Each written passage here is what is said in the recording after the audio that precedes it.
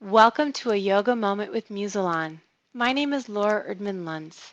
In today's moment, we're going to look at Balasana or child's pose. In particular, how to make this pose more comfortable for you or for some of your students. So this position, traditionally, is legs together, feet together, rounding your spine down over your legs and forehead down to the floor. It is theoretically the most comfortable position and the safest feeling because you're in this fetal position and you're really protecting your heart in this pose. But I will say, most of us aren't as flexible as we were when we were fetuses. And often we get students who are like this in the pose or like this in the pose. And just know they aren't as comfortable as you are in the pose. Or perhaps I'm describing you as well. There are ways we can modify the pose to make it more comfortable.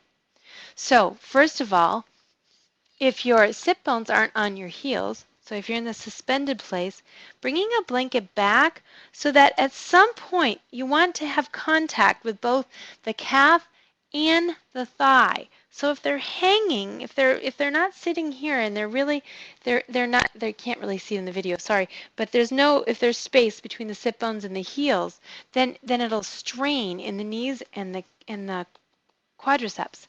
So you bring a lift up and it goes so it supports both the thigh and the calf. It makes it very much more comfortable for them. If they can't get their head all the way down to the ground, you can place it on a block or a blanket, have something that lifts their head, lifts the floor up, to their head. Sometimes people find that comfortable, others do not. Another variation is simply to separate the knees to create more space for the front of the body. And when you do this, be sure you're still encouraging them to round their spine. It's easy in this position to move into this really extended spine, and then it's not nearly as relaxing for the student. Finally, if none of this works, move them on their back.